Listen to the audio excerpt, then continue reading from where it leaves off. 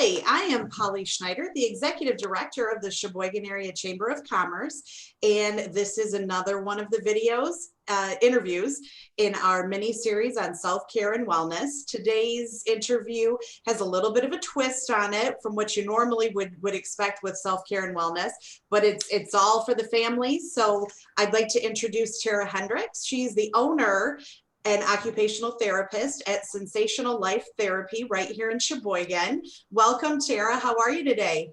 Thank you. And I really thank you for having me on today.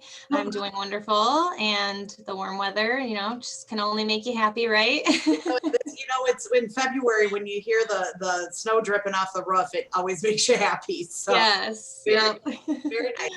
So today I'd just like to learn a little bit more about the perspective from an occupational therapist on self-care and wellness for kids.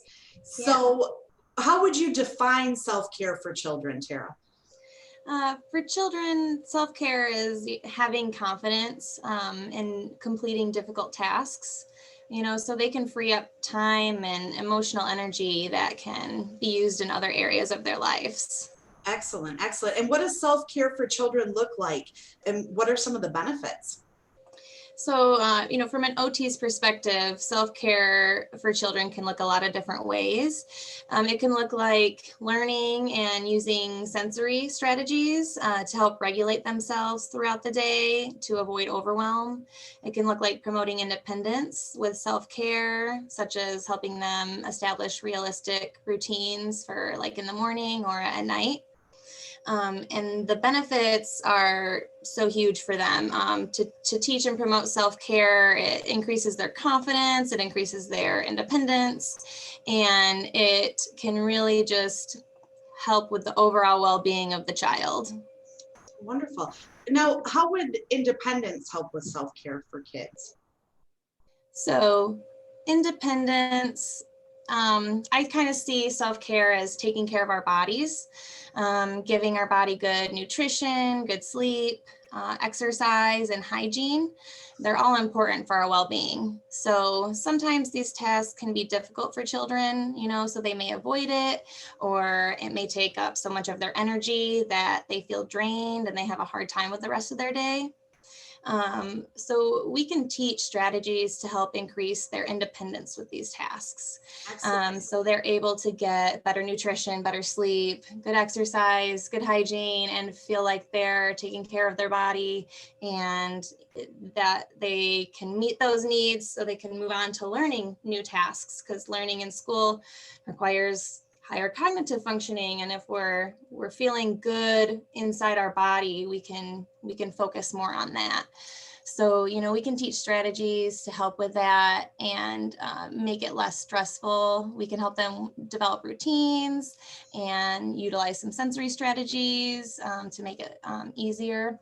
And I think that teaching children how to complete these self-care tasks can increase their feeling of accomplishment, and it gives them an opportunity to promote motivation within themselves to take care of their body for their lifetime instead of being externally motivated.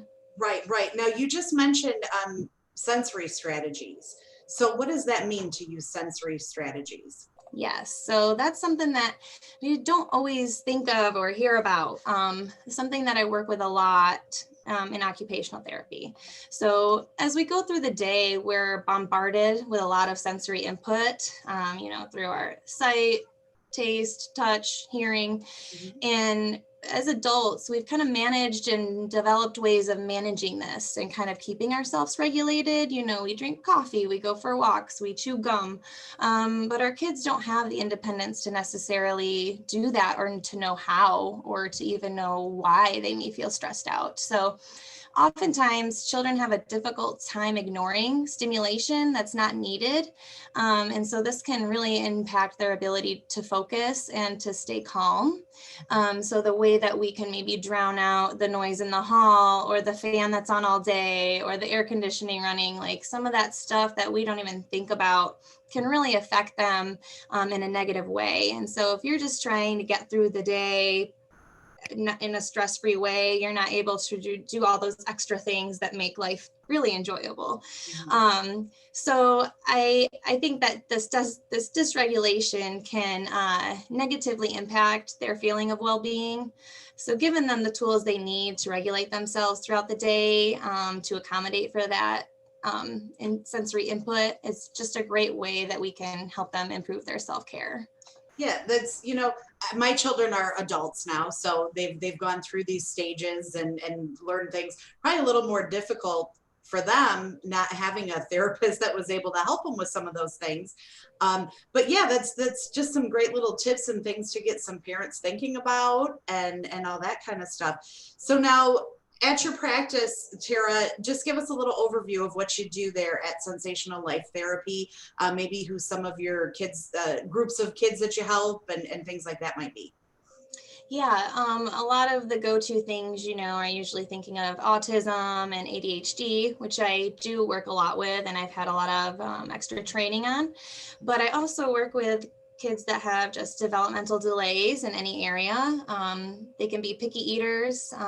They can have a hard time sleeping, a hard time playing well with other children, or especially within this past year, a lot of anxiety has risen for our kids, and just having so much change and unexpectedly, and feeling so out of control, and being on screens a lot more. And so some of that stuff has really kind of increased the anxiety that our kids are having. And so I work a lot on that, and just helping them to know how to be in control and to be able to manage that, and just skills that they can use for life that can really help to regulate their behavior and anxiety.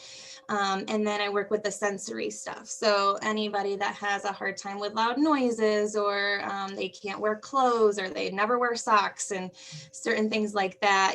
Some kids, they'll look like they're in pain when you're trying to put their socks on. And so that's that whole, sometimes we just feel it more than others. And so to them, it might feel like pain. And so just understanding that they're not doing that, on purpose. It's, like for a reason. And, helping parents understand that, and then teaching the kids how to regulate themselves. Yeah, these are all some great things to maybe get parents thinking about and all that kind of stuff. I love it that your services are offered up here in Cheboygan.